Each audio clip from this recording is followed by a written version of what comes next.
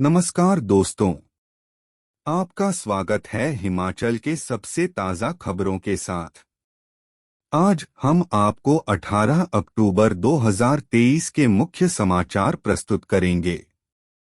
हिमाचल के विकास, पर्यटन और सामाजिक क्षेत्र की ताज़ा जानकारी के लिए हमारे साथ रहें। Rajiv Gandhi day boarding school scheme बदलेगी, फील्ड से आई रिपोर्ट के बाद कुछ संशोधन करेगी सरकार। मुख्यमंत्री सुखविंदर सिंह सुक्खू के पहले बजट में शुरू की गई Rajiv Gandhi day boarding school योजना में कुछ संशोधन होने जा रहा है। फील्ड से आई रिपोर्ट के बाद राज्य सरकार इस योजना में कुछ बदलाव करने वाली है। इसे ज्यादा व्यावहारिक बनाने के लिए शर्तों को बदला जाएगा। शिक्षा सचिव से इस बारे में रिपोर्ट मांगी गई है। इस रिपोर्ट के बाद ही अंतिम फैसला होगा। गौरतलब है कि अब तक राज्य सरकार को 18 विधानसभा क्षेत्र में Rajiv Gandhi day boarding school के लिए साइट मिली थी, लेकिन हाल ही की बरसात में हुई तबाही के बाद राज्य सरकार ने इन साइट्स का एक बार नए सिरे से निरीक्षण करने का फैसला किया था। इसकी एक वजह यह भी थी कि धर्मपुर चुनाव क्षेत्र के मढ़ी में बने अटल आदर्श विद्यालय के 45 करोड़ के भवन में पढ़े के लिए अब वहां बच्चे नहीं मिल रहे। इसलिए राज्य सरकार ऐसी साइट पर Rajiv Gandhi day boarding school बनाना चाहती है, जहां करीब 1000 बच्चा एडमिशन के लिए उपलब्ध हो। साइट के निरीक्षण के लिए विशेष सचिव शिक्षा को कहा गया था। वह दौरा करके आ गए हैं और अब सिर्फ 2 जिले और बच्चे हैं। अब तक की 18 साइट में से सिर्फ 3 उपयुक्त पाई गई है। बाकी साइट्स पर निर्माण करना है या नहीं, यह फैसला सरकार लेगी। इसीलिए अब शर्तों में छूट देने का फैसला लिया जा सकता है, ताकि शहर के पास ही जमीन मिले चाहे वह कम हो। राज्य सरकार ने शिक्षा सचिव को ही निर्देश दिए हैं कि पूर्व जयराम सरकार द्वारा 3 स्थानों पर बने अटल आदर्श विद्यालय भवनों का निरीक्षण करे और इनके इस्तेमाल के लिए सरकार को सुझाव दें। वर्तमान सरकार बन चुके भवनों का इस्तेमाल करना चाहती है। गौरतलब है कि जयराम सरकार ने यह स्कीम तो लॉन्च कर दी थी, लेकिन भवन निर्माण से पहले फॉरेस्ट क्लियरेंस में अधिकांश केस फंस गए थे। जहां अभी भवन निर्माण नहीं हो पाया है, वहां अटल आदर्श विद्यालय अब नहीं बनेंगे। किसे ट्रांसफर होंगे भवन? हिमाचल में डिनोटिफाई किए गए स्कूलों और कम एनरोलमेंट के कारण बंद किए गए स्कूलों के भवन और अन्य संपत्तियां किसको ट्रांसफर की जाएगी? इस बारे में शिक्षा सचिव ने दोनों निर्देशकों से भी प्रस्ताव मांगा है। इससे पहले राज्य सरकार ने संबंधित जिलों के उपायुक्त से इस बारे में रिपोर्ट तलब की थी और उनसे पूछा था कि बंद किए गए स्कूलों की संपत्ति का इस्तेमाल कैसे हो सकता है। यह रिपोर्ट अभी सरकार तक पहुंची नहीं है। इसी बीच शिक्षा सचिव ने दोनों शिक्षा निदेशकों से भी पूछा है कि वह इस बारे में सरकार को प्रस्ताव दें। दोनों प्रस्ताव आने के बाद कैबिनेट के सामने सभी विकल्प रखे जाएंगे। सीएम ने किया हिम समाचार ऐप का शुभारंभ। मुख्यमंत्री ठाकुर सुखविंदर सिंह सुक्खू ने आज सूचना एवं जनसंपर्क विभाग की हिम समाचार ऐप का शुभारंभ किया, जिसमें विभागीय बुलेटिन के साथ साथ अन्य वीडियो कंटेंट उपलब्ध होंगे। इस ऐप में विभागीय वीडियो, शॉर्ट रील्स तथा राज्य सरकार के महत्वपूर्ण निर्णयों की जानकारी भी उपलब्ध होगी। हिम समाचार ऐप गूगल प्ले स्टोर से तथा क्यूआर कोड स्कैन कर भी डाउनलोड किया जा सकता है।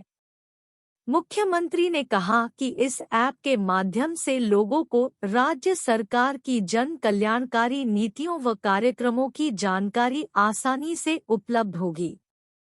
उन्होंने कहा कि राज्य सरकार ने लोगों के कल्याण के लिए अनेक योजनाएं आरंभ की हैं, तथा सरकार की इन नीतियों एवं कार्यक्रमों के प्रचार प्रसार में सूचना एवं जनसंपर्क विभाग की भूमिका महत्वपूर्ण है।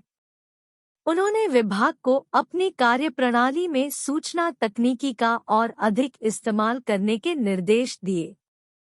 इस अवसर पर राजस्व मंत्री जगत सिंह नेगी, मुख्य संसदीय सचिव संजय अवस्थी, विधायक केवल सिंह पठानिया, मुख्यमंत्री के प्रधान सलाहकार मीडिया नरेश चौहान, निदेशक डिजिटल प्रौद्योगिकी एवं गवर्नेंस मुकेश रेपस्वाल, सूचना एवं जनसंपर्क विभाग के निदेशक राजीव कुमार सहित अन्य गणमान्य उपस्थित थे। जनमंच को लंच मंच बना की लोगों की झंड। राजस्व मंत्री बोले, करोड़ों लुटाए, इंतकाल के मामले नहीं निपटाए।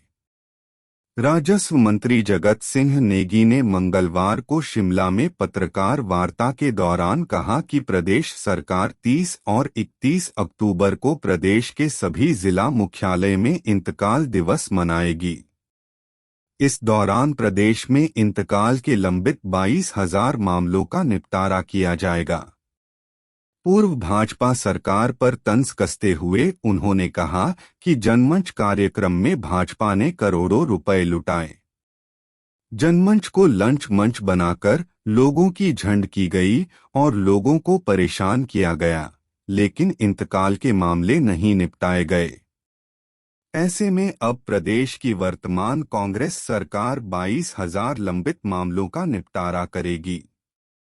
राजस्व मंत्री ने कहा कि इंतकाल दिवस पर लंबित मामलों का निपटारा किया जाएगा। उन्होंने कहा कि सरकार ने फिलहाल 30 और 31 अक्टूबर को इंतकाल दिवस मनाने का फैसला लिया है।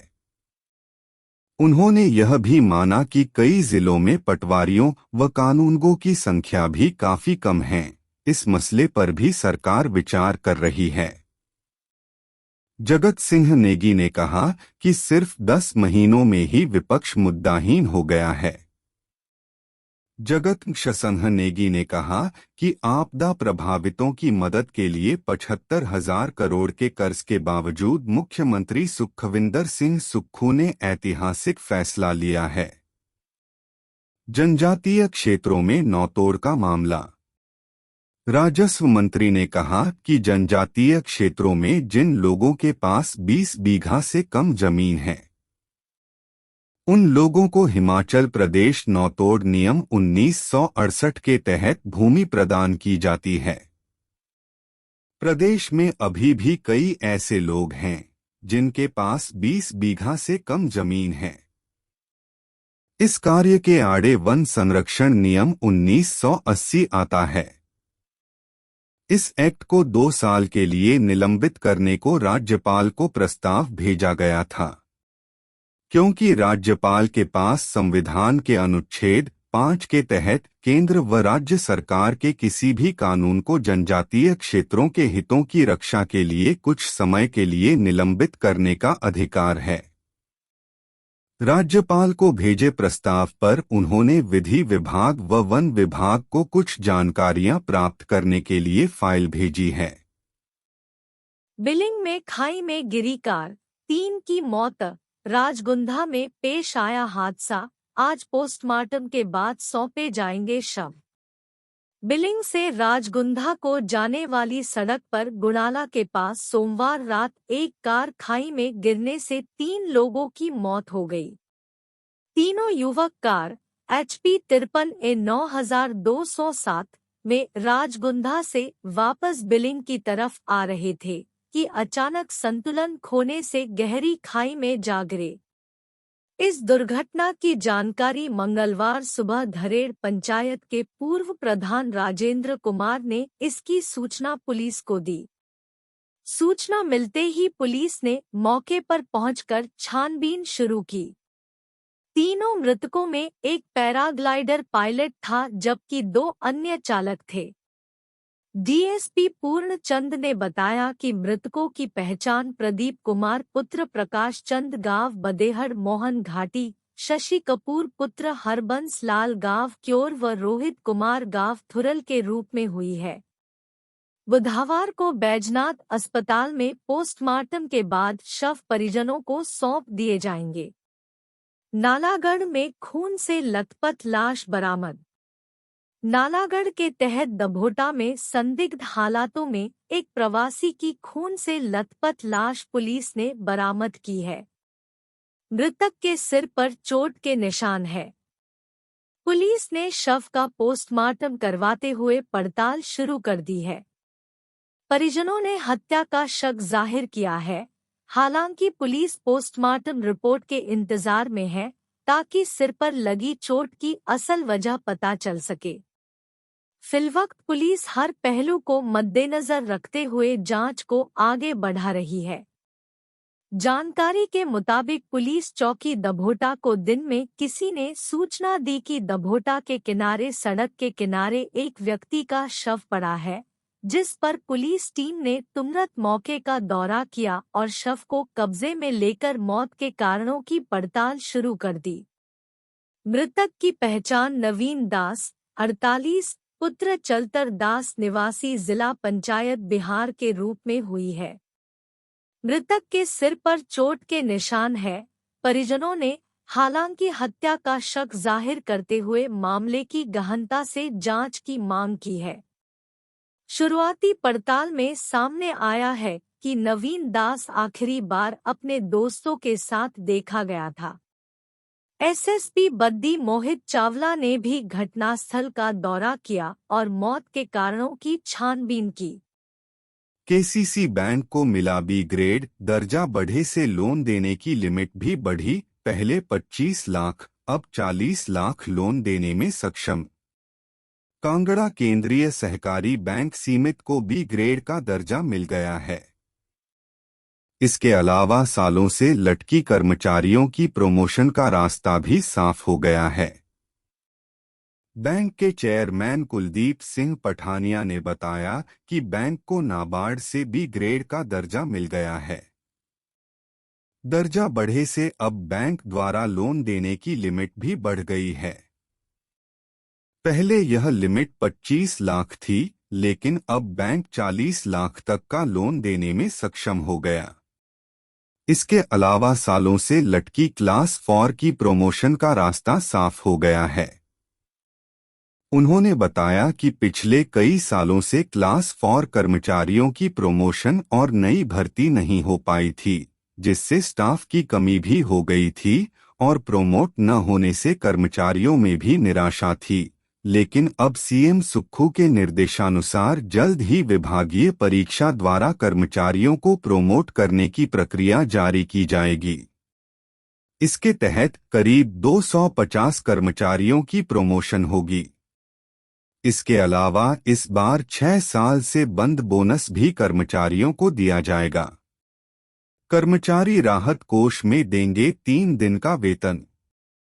केसीसी बैंक कर्मचारी यूनियन के प्रदेशाध्यक्ष पंकज धीमान ने बताया कि मंगलवार बैंक चेयरमैन कुलदीप सिंह पठानिया की अगुवाई में बैठक का आयोजन किया गया।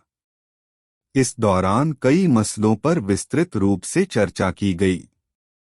इसमें बैंक कर्मचारियों को पेंडिंग 55% एरियर को जारी करने की भी मंजूरी दी गई। बैंक कर्मचारी यूनियन ने निर्णय लिया कि कर्मचारी अपने 3 दिन का वेतन सीएम आपदा राहत कोष में देंगे। इस मौके पर यूनियन के general secretary Sudhir Dutt Gautam, vice president Indra Singh, Arun Kumar, Surjeet Singh, Rajkumar, Kuljeet Singh, Neeraj, Sanjay व मनोज आदि मौजूद रहे। ठेकेदार को कम जुर्माने पर हाई कोर्ट सख्त। चंबा में अवैध डंपिंग मामले पर सरकार से 6 नवंबर तक मांगा शपथ पत्र। प्रदेश हाई कोर्ट ने चंबा जिला के मोटला गांव में पीडब्ल्यूडी ठेकेदारों द्वारा अवैध रूप से मलबा फेंकने पर कार्रवाई की मांग को लेकर दायर याचिका में कड़ा संज्ञान लिया है। मुख्य न्यायाधीश एमएस रामचंद्र राव और न्यायाधीश ज्योत्सना रिवाल दुआ की खंडपीठ ने सरकार द्वारा पीडब्ल्यूडी ठेकेदार पर मात्र 5,81,000 रुपए के जुर्माने पर असंतोष व्यक्त किया। कोर्ट ने कहा कि जब लोक निर्माण विभाग ने खुद ही ठेकेदार द्वारा अवैध ढंग से फेंके गए मलबे को हटाने का खर्चा 64 लाख रुपए से अधिक आका है, तो ठेकेदार पर इतना कम जुर्माना करने से वह संतुष्ट नहीं है। कोर्ट ने पीडब्ल्यूडी के दोषी अधिकारियों के खिलाफ विभागीय कार्रवाई पर भी कोई जानकारी न देने को गंभीरता से लिया है। इस कारण कोर्ट ने सरकार को 6 नवंबर तक मामले पर अनुपूरक शपथ पत्र दाखिल करने के आदेश दिए। कोर्ट ने कहा, जिला विधिक सेवाएं प्राधिकरण चंबा के सचिव द्वारा 9 जून 2021 को सौंपी रिपोर्ट के मुताबिक मोटला गांव में ठेकेदारों द्वारा सड़क निर्माण के दौरान बड़े पैमाने पर मलबे की अवैध डंपिंग की थी। इसके बाद आज तक उपचारात्मक कार्रवाई के तौर पर केवल मात्र सीमित तौर पर मलबे को हटाया गया, जबकि किसानों के खेतों से मलबा अभी तक नहीं हटाया गया है। याचिकाकर्ता संजीवन सिंह की याचिका में आरोप लगाया है कि ठेकेदार और लोक निर्माण विभाग की लापरवाही की वजह से पूरे गांव में मलबा भर गया है। इससे कई घरों और गौशालाओं को भारी क्षति हुई है। मामले पर सुनवाई 6 नवंबर को निर्धारित की गई है। अर्नी यूनिवर्सिटी ने हायर स्टडीज को दी नई पहचान। Innovative learning new S programs से छात्रों की संख्या 2000 तक बढ़ी। हायर एजुकेशन में leading Arni university AU soft skills और अत्याधुनिक कोर्स पर ध्यान देने के साथ इनोवेटिव लर्निंग टेक्निक्स के कॉम्बिनेशन से हिमाचल प्रदेश और उत्तरी भारत में हलचल पैदा कर रही है।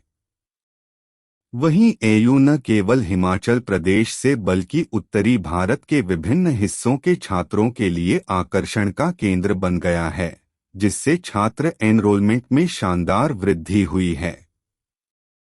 कुछ वर्षों के भीतर वर्तमान एकेडमिक सेशन में छात्रों की संख्या शुरू में 200 से बढ़कर 2000 हो गई है। अर्नी यूनिवर्सिटी ने अपनी स्टूडेंट्स पॉपुलेशन में आश्चर्यजनक वृद्धि देखी है। 2009 में जब इसे विश्वविद्यालय अनुदान आयोग यूजीसी से मान्यता प्राप्त हुई तो संस्थान में 200 छात्र थे।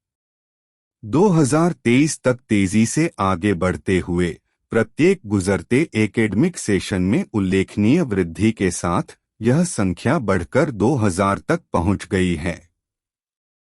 इस तीव्र वृद्धि का श्रेय इनोवेटिव लर्निंग टेक्निक्स के प्रति एयू की प्रतिबद्धता, सॉफ्ट स्किल्स डेवलपमेंट पर मजबूत फोकस और न्यू एज के कोर्स और प्रोग्राम की शुरुआत को दिया जा सकता है। एयू ने हिमाचल प्रदेश और उसके बाहर हायर एजुकेशन के परिदृश्य को फिर से परिभाषित किया है। अर्नी यूनिवर्सिटी के चांसलर विवेक सिंह ने कहा कि एयू में उन्होंने हमेशा इनोवेशन की शक्ति में विश्वास किया है। प्रोग्राम और कोर्स की एक विविध श्रृंखला प्रदान करने, इंटरडिसिप्लिनरी एजुकेशन को बढ़ावा देने और सॉफ्ट स्किल और पर्सनैलिटी डेवलपमेंट पर ध्यान केंद्रित करने के लिए हमारी प्रतिबद्धता है। हम यह देखकर रोमांचित हैं कि पूरे प्रदेश और उत्तरी भारत के छात्र हमारे द्वारा प्रदान किए जाने वाले वैल्यू को पहचान रहे हैं। यूनिवर्सिटी का vision skill comprehensive higher education इसके दूरदर्शी दृष्टिकोण का प्रमाण है। दूसरे नवरात्र पर 24,57,000 रुपए चढ़ावा। मेलों के चलते खूब उमड़ी रही भक्तों की भीड़। 19 ग्राम सोना मां के चरणों में अर्पित। हिमाचल प्रदेश के 5 शक्तिपीठों में आश्विन नवरात्र मेले के तीसरे दिन मंगलवार को 75,200 श्रद्धालुओं ने मां के चरणों में शीश नवाया। प्रदेश के 5 शक्तिपीठों चिंतपूर्णी, ज्वालाजी, नयना देवी, बज्रेश्वरी देवी व चामुंडा देवी मंदिर में दिन भर भक्तों की रौनकें रही। आश्विन नवरात्र मेले के दूसरे दिन प्रदेश के 4 शक्तिपीठों में मां के चरणों में भक्तों ने 24,57,918 रुपए का नकद चढ़ावा चढ़ाया है। वहीं 19 ग्राम सोना और 2 किलो 823 ग्राम चांदी चढ़ावे के रूप में अर्पित की गई। ऊना जिला के उपायुक्त राघव शर्मा ने बताया कि चिंतपूर्णी मंदिर में नवरात्र मेले के तीसरे दिन करीब 17,000 श्रद्धालुओं ने शीश नवाया। दूसरे नवरात्र पर मंदिर न्यास को 8,06,543 रुपये नकद चढ़ावा, 12 ग्राम सोना और 625 ग्राम चांदी चढ़ावे के रूप में प्राप्त हुई है। वहीं नैना देवी मंदिर में तीसरे नवरात्र 24,000 श्रद्धालुओं ने माथा टेका। मंदिर अधिकारी विपिन ठाकुर ने बताया कि नवरात्र मेले के दूसरे दिन मंदिर न्यास को 8,13,484 रुपये का नकद चढ़ावा और 7 ग्राम सोना और 1 किलो 708 ग्राम चांदी चढ़ावे के रूप में प्राप्त हुई है। ज्वालाजी मंदिर में 16,000 श्रद्धालुओं ने माथा टेका। मंदिर अधिकारी अनिल ने बताया कि नवरात्र मेले के दूसरे दिन मंदिर न्यास को 5,39,882 रुपये का नकद चढ़ावा और 490 ग्राम चांदी चढ़ावे के रूप में प्राप्त हुई है। इसके अलावा कांगड़ा स्थित बज्रेश्वरी देवी मंदिर में 9,000 श्रद्धालुओं ने माथा टेका। मंदिर अधिकारी नीलम राणा ने बताया कि नवरात्र मेले के दूसरे दिन 2,98,000 रुपये नकद चढ़ावा चढ़ाया है। चामुंडा देवी मंदिर में तीसरे नवरात्र पर 9,200 भक्तों ने शीश नवाया। एचडीएम पहली बार बर्फ से ढकी माता शिकारी देवी की मूर्तियां, कोई शुभ तो कोई मान रहा चमत्कार। मंडी जिला की सुप्रसिद्ध शक्तिपीठ माता शिकारी देवी मंदिर में पहली बार मूर्तियां बर्फ से ढकी नजर आने से कई तरह की चर्चाएं हो रही है। कोई इसे शुभ तथा कोई इसे किसी चमत्कार की संज्ञा दे रहे हैं। इससे पूर्व सर्दी के हर मौसम में यहां 3 से 4 फुट तक हुई बर्फबारी के बावजूद भी ये मूर्तियां कभी बर्फ से नहीं ढक पाई है। जंजैहली के 85 वर्षीय सेवानिवृत्त खंड प्राथमिक शिक्षा अधिकारी कांशी राम कौशल का कहना है कि यह आश्चर्यजनक बात है कि माता शिकारी देवी मंदिर में इस बार हुई बर्फबारी से जमीन में स्थापित सभी मूर्तियां बर्फ से ढकी नजर आई है। माता शिकारी प्रबंधन कमेटी के अध्यक्ष एवं एसडीएम थुनाग अमित कलथेक का कहना है कि उनके ध्यान में भी किसी ने यह मामला लाया है। कमेटी नवरात्र में पंडितों की टीम द्वारा यहां पाठ करवा रही है। अब डिपुओं में ऑनलाइन पेमेंट, सस्ते राशन की दुकानों में क्यूआर कोड लगाने का काम जोरों पर।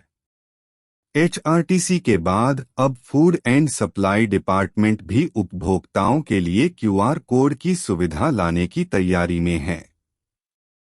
प्रदेश भर के डिपुओं में क्यूआर कोड लगाने का काम आजकल जोरों पर चला हुआ है।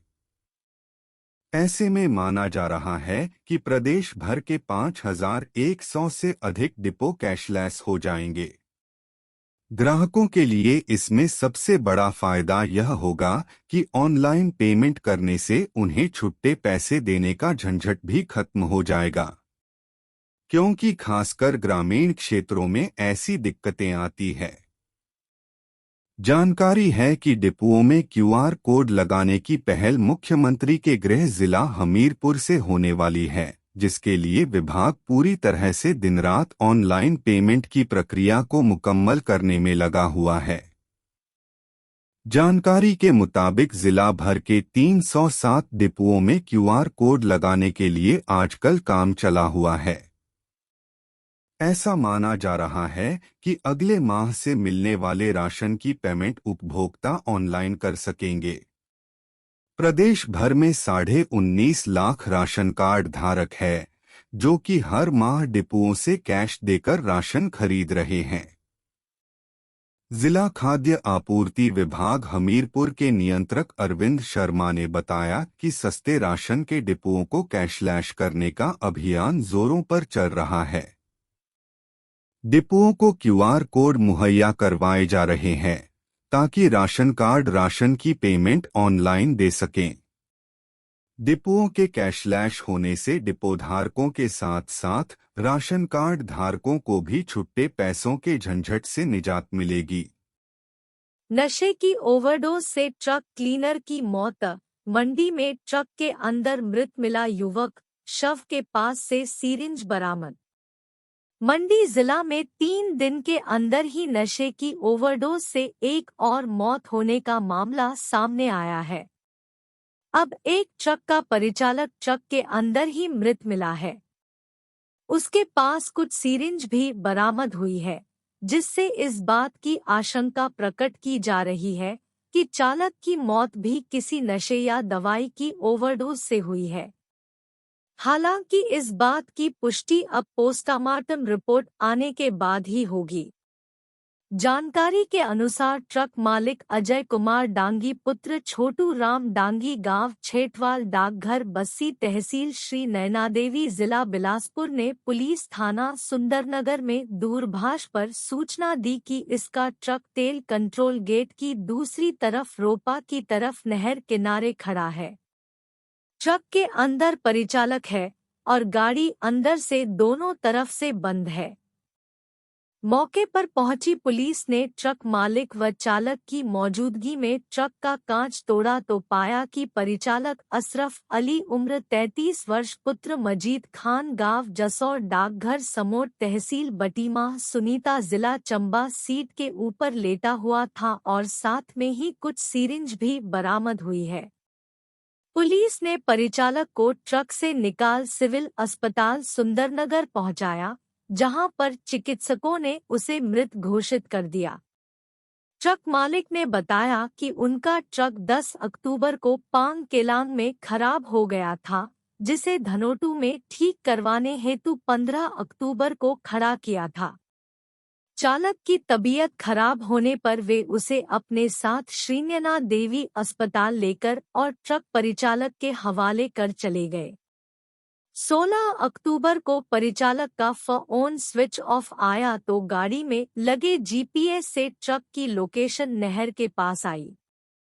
मौके पर पहुंचकर पाया कि ट्रक स्टार्ट है और परिचालक सीट पर पड़ा हुआ है और दोनों तरफ से खिड़कियां बंद थी।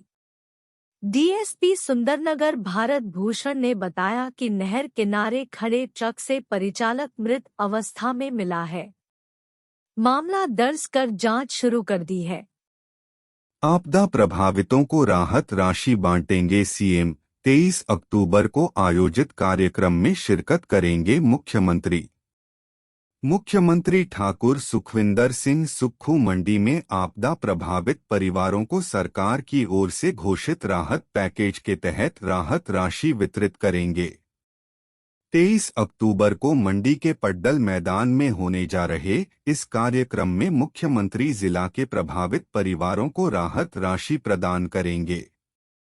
बता दें, हिमाचल सरकार ने प्रदेश के आपदा प्रभावित परिवारों के पुनर्वास और बुनियादी ढांचे के सृजन में सहायता के लिए 4,500 करोड़ रुपए के विशेष राहत पैकेज की घोषणा की है।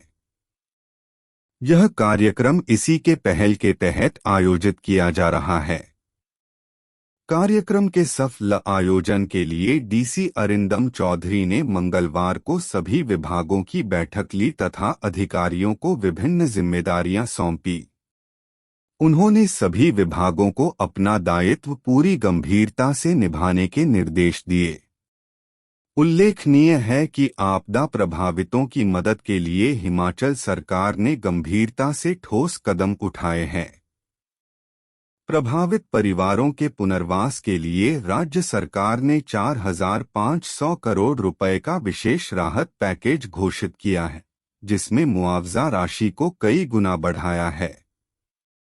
पहले जहां पूर्ण रूप से क्षतिग्रस्त मकान की एवज में 1.30 लाख रुपए मिलते थे, इसे राज्य सरकार ने बढ़ाकर 7 लाख रुपए किया है।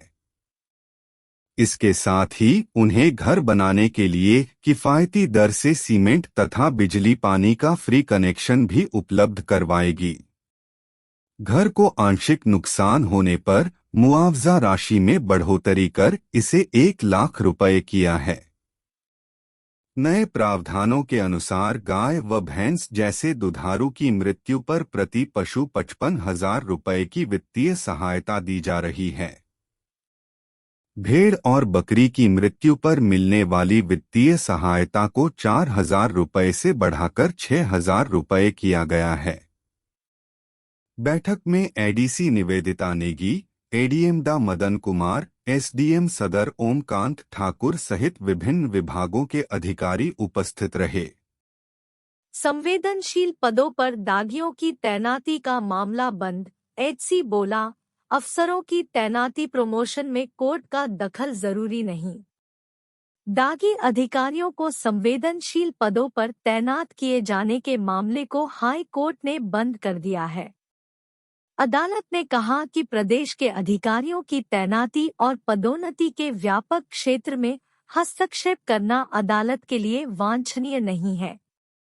अदालत ने अपने निर्णय में कहा कि जो अधिकारी जनहित याचिका में पक्षकार नहीं हैं, उनकी प्रतिष्ठा और करियर पर असर पड़ सकता है। मुख्य न्यायाधीश एमएस रामचंद्र राव और न्यायाधीश ज्योत्सना रिवाल दुआ की खंडपीठ ने यह निर्णय सुनाया। बता दें कि दागी अधिकारियों को संवेदनशील पदों पर तैनात किए जाने पर हाई कोर्ट ने संज्ञान लिया था। कांगड़ा के जन्यानगढ़ में अवैध स्टोन क्रशर पर रोक। हिमाचल प्रदेश हाई कोर्ट ने नियमों के विपरीत स्टोन क्रशर को चलाने पर तुरंत प्रभाव से रोक लगा दी है। मुख्य न्यायाधीश एमएस रामचंद्र राव व न्यायाधीश ज्योत्सना रिवाल दुआ की खंडपीठ ने कांगड़ा ब्लॉक की ग्राम पंचायत जन्यानगढ़ द्वारा दायर याचिका की प्रारंभिक सुनवाई के पश्चात यह आदेश पारित किए। सुनवाई के दौरान कोर्ट ने पाया कि उक्त पंचायत के जटेड़ गांव में मैसेज कृष्णा स्टोन क्रशर स्थानीय निवासियों के घरों से मात्र 345 मीटर पर स्थापित किया जाना है। यह दूरी पटवारी द्वारा सत्यापित की गई है, जबकि नियमों के अनुसार यह स्टोन क्रशर घरों से 500 मीटर की अधिक दूरी पर ही स्थापित किया जाना चाहिए। इतना ही नहीं, इस क्रशर को स्थापित करने से पूर्व वहां के स्थानीय निवासियों से किसी भी तरह का अनापत्ति प्रमाण पत्र नहीं लिया गया है। कोर्ट ने प्रथम दृष्टया पटवारी की रिपोर्ट के आधार पर स्टोन क्रशर को चलाने पर तुरंत प्रभाव से रोक लगा दी है। मामले पर सुनवाई 22 नवंबर 2023 को होगी। कोर्ट ने मामले पर हुई प्रारंभिक सुनवाई के पश्चात राज्य सरकार, उद्योग विभाग के निदेशक एसडीएम कांगड़ा, प्रदूषण नियंत्रण बोर्ड, जिलाधीश कांगड़ा व अन्य प्रतिवादियों को नोटिस जारी कर 22 नवंबर तक याचिका का जवाब दाखिल करने को कहा। एचपीयू में विजेता खिलाड़ियों को शाबाशी, इन गेम्स में प्रतिभा दिखाने पर मिला इनाम। एचपीयू की खेल एवं पाठ्येतर परिषद ने मंगलवार को खिलाड़ियों को सम्मानित करने के लिए समारोह आयोजित किया गया। विवि के कार्यवाहक कुलपति प्रो एसपी बंसल ने नॉर्थ जोन एवं ऑल इंडिया इंटर यूनिवर्सिटी और खेलो इंडिया यूनिवर्सिटी गेम्स में एचपीयू की ओर से प्रतिनिधित्व कर मेडल जीतने और पहले 3-4 स्थान पाने वाले खिलाड़ियों को पुरस्कृत किया। खिलाड़ियों को करीब 3 लाख के नकद पुरस्कार दिए गए। प्रो बंसल ने कहा कि विवि कॉलेजों में खेल सुविधाएं बेहतर बनाने के लिए सरकार से खेल अकादमी खोलने का आग्रह किया जाएगा। राष्ट्रीय शिक्षा नीति लागू करने की तैयारियां कर ली गई है और इसे पाठ्यक्रम में जल्द शामिल किया जाएगा। प्रतिकुलपति आचार्य राजेंद्र वर्मा ने कहा कि मनुष्य में इच्छा शक्ति हो तो कोई भी लक्ष्य पाया जा सकता है। मौके पर शारीरिक शिक्षा एवं युवा कार्यक्रम निदेशक डा हरी सिंह, धामी कॉलेज प्राचार्य डा जनेश कपूर, डीएसडब्ल्यू प्रो एसएल कौशल, सहायक निदेशक डा शमशेर राठौर आदि मौजूद रहे। समारोह में जूडो गोल्ड जीतने वाले इंदौरा कॉलेज के महेश, इंटर यूनिवर्सिटी गेम्स में 1500 मीटर में सिल्वर और ऑल इंडिया में कांस्य पदक विजेता धर्मशाला कॉलेज के छात्र शिवम, ऊना कॉलेज की नॉर्थ जोन की 1500 मीटर दौड़ में सिल्वर मेडल विजेता Nikita, all India inter university में सिल्वर जीतने वाली रिकांगपिओ कॉलेज की दीपिका, कांस्य पदक विजेता कुल्लू कॉलेज की एकता, रिकांगपिओ की ऋतु, धर्मशाला की पुष्पा, ज्योति, भावना देवी, डिम्पल, आकर्षित, बिलासपुर कॉलेज की साक्षी, स्वीटी, संजौली की ऋचा, ऊना कॉलेज की दीपिका, मंडी की अशिता, एमएलएसएम सुंदरनगर की नेहा, नेरवा की शीतल, वॉलीबॉल टीम की सदस्य धर्मशाला की नेहा, तनीषा, दीपिका, राजगढ़ की सुहानी आदि होनहारों को नवाजा गया। देहरा में बेटे का दोस्त बताकर 8.5 लाख की ठगी, साइबर सेल ने मामला दर्ज कर शुरू की छानबीन। बेटे का दोस्त बताकर व्यक्ति को फोन पर उनके खाते में 9 लाख रुपए जमा करवाने और इस राशि को भारत आने पर लेने की बात कहकर शातिर ने व्यक्ति के खाते से 8.5 लाख रुपए ठग लिए। जिला कांगड़ा के देहरा के व्यक्ति के साथ यह ठगी हुई है। शिकायतकर्ता संजय शर्मा निवासी देहरा गोपीपुर ने बताया कि उन्हें एक अनजान व्यक्ति ने फोन किया और अपनी पहचान बताते हुए कहा कि वह उनके बेटे का दोस्त बोल रहा है। इस दौरान शातिर ने विश्वास दिलाया कि उनके खाते में 9 लाख रुपए जमा किए हैं और जब वह भारत आएगा तो वह इस राशि को ले लेगा। इस दौरान शातिर ने कुछ दस्तावेज भी ऑनलाइन के माध्यम से व्यक्ति को भेजे जिससे कि विश्वास हो सके कि उसने 9 लाख रुपए भेजे हैं। संजय ने शातिर के बताए खाते में 2 ट्रांजैक्शन 3.80 लाख और 4.70 लाख रुपए दिए। SP cyber crime north zone Kangra Praveen Dhiman ने बताया कि पुलिस छानबीन कर रही है। बिलासपुर में बनेगा बैलेट बॉक्स का गोदाम। पंचायत चुनावों के लिए अब बाहरी राज्यों से बॉक्स नहीं मंगवाएगा हिमाचल। प्रदेश में होने वाले पंचायती राज चुनावों के दौरान अब हिमाचल बाहरी राज्यों से बैलेट बॉक्स नहीं मंगवाएगा।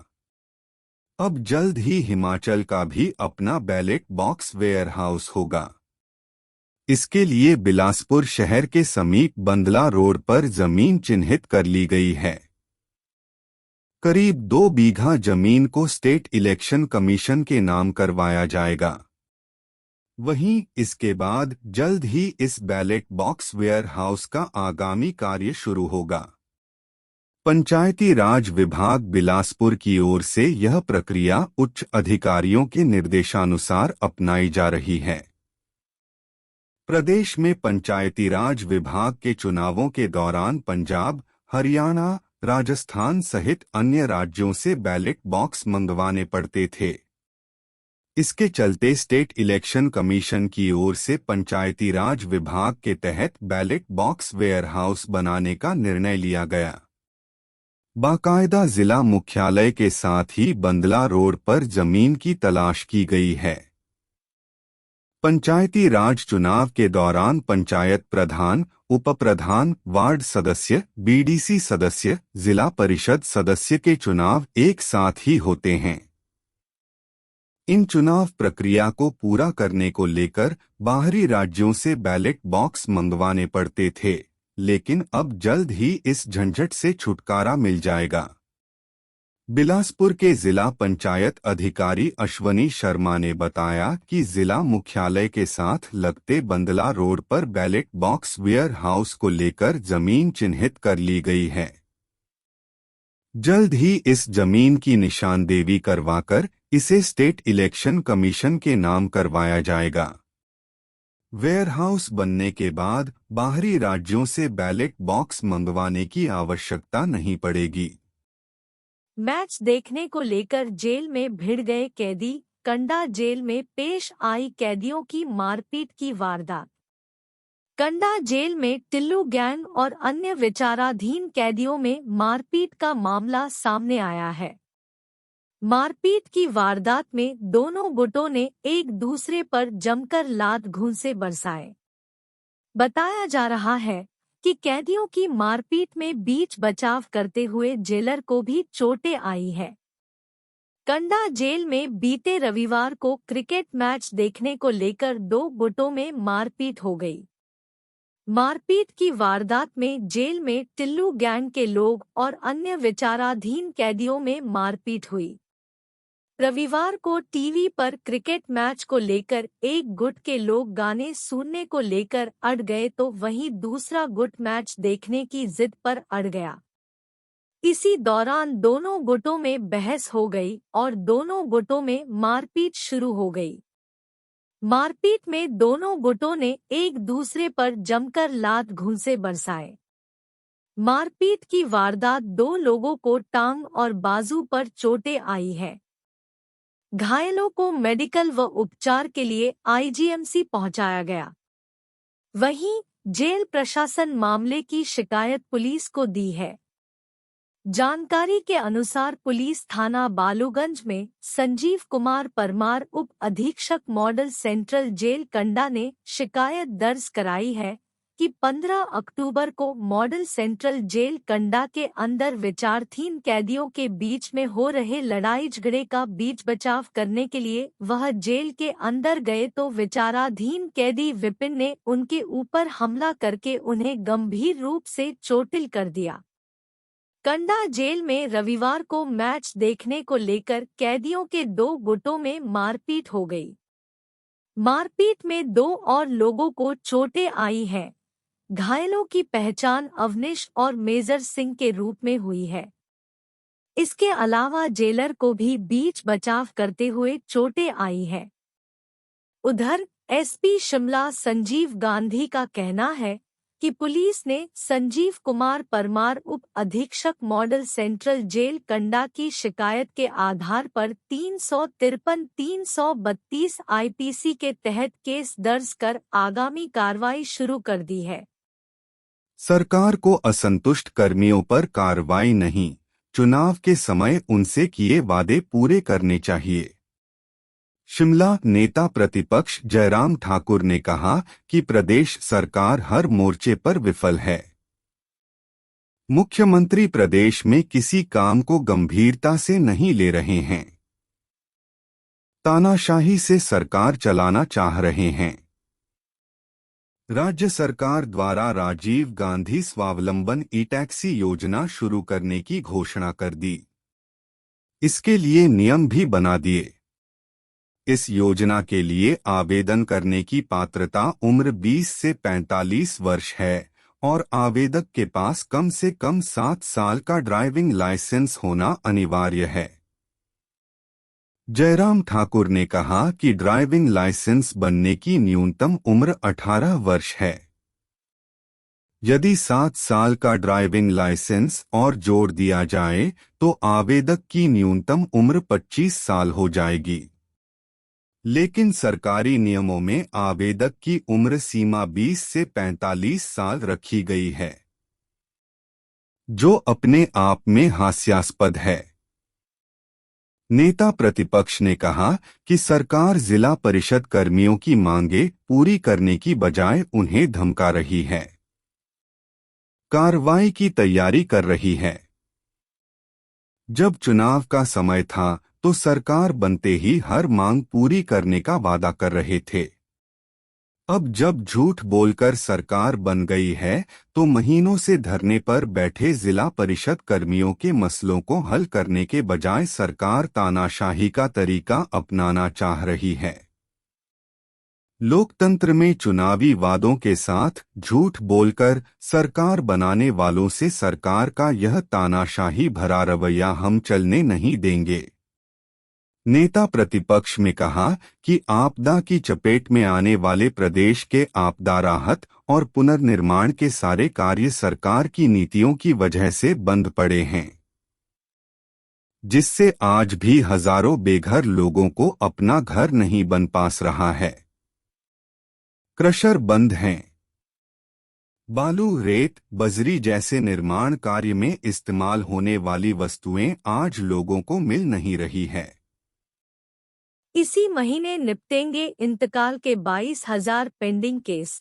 30 और 31 अक्टूबर को चलेंगी अदालतें। राजस्व मंत्री जगत सिंह नेगी ने शिमला में पत्रकार वार्ता के दौरान कहा कि प्रदेश सरकार ने इंतकाल के 22,000 लंबित केसों के निपटारे के लिए 30 और 31 अक्टूबर को इंतकाल अदालतें चलाने का फैसला लिया है। अदालतों में इंतकाल के लंबित के मामलों निपटारा किया जाएगा। उन्होंने पूर्व की भाजपा सरकार पर तंज करते हुए कहा कि भाजपा सरकार ने जनमंच कार्यक्रम को लंच मंच कार्यक्रम बना दिया और इन कार्यक्रमों में लोगों की झंड की जाती थी। धन का भारी मात्रा में दुरुपयोग किया गया।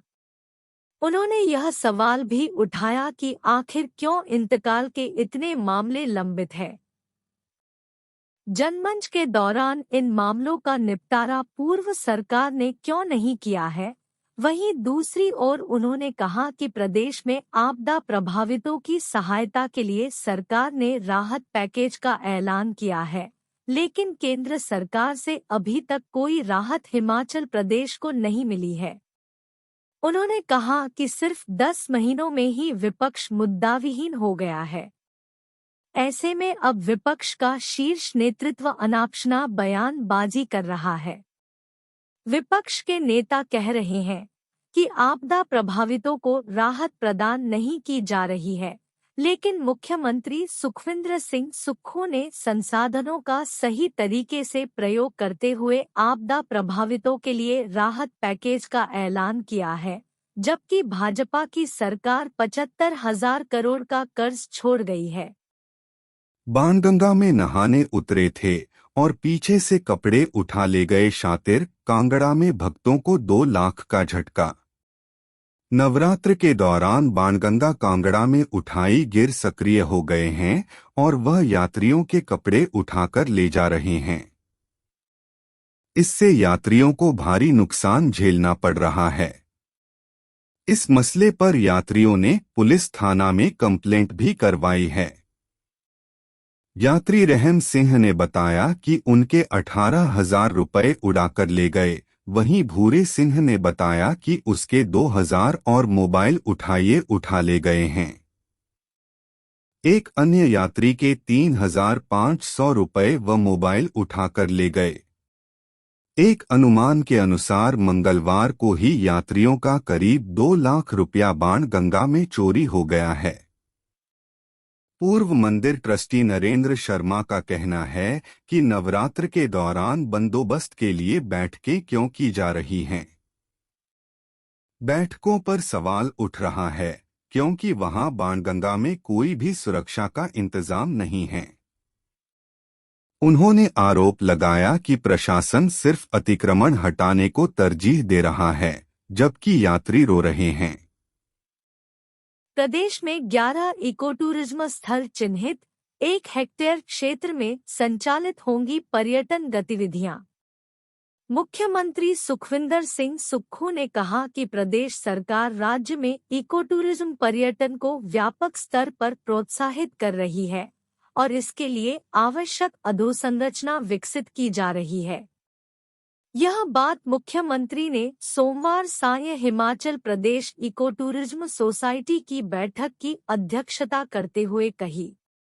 मुख्यमंत्री ने कहा कि प्रदेश सरकार ने प्राकृतिक सौंदर्य से परिपूर्ण वन क्षेत्रों में 11 इको पर्यटन स्थल चिन्हित किए गए हैं।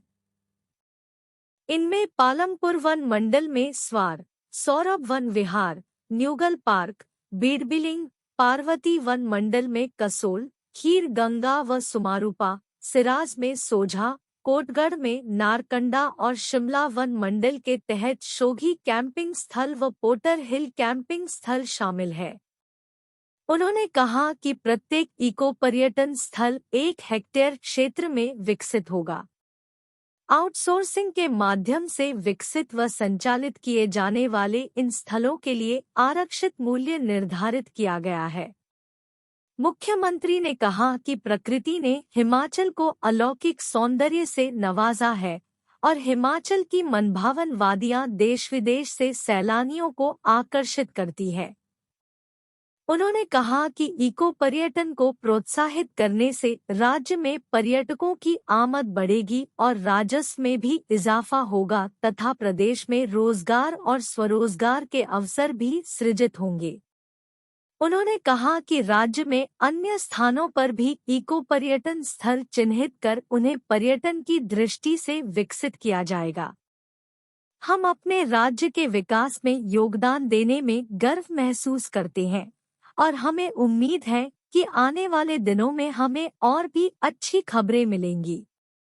इन खबरों को अधिक लोगों तक पहुंचाने के लिए कृपया हमारा कंटेंट साझा करें, हमारे चैनल को सब्सक्राइब करें और अपडेट के लिए हमें फॉलो करें। इसके अलावा बेझिझक अपने विचार कमेंट्स में साझा करें और आइए बातचीत में शामिल हों।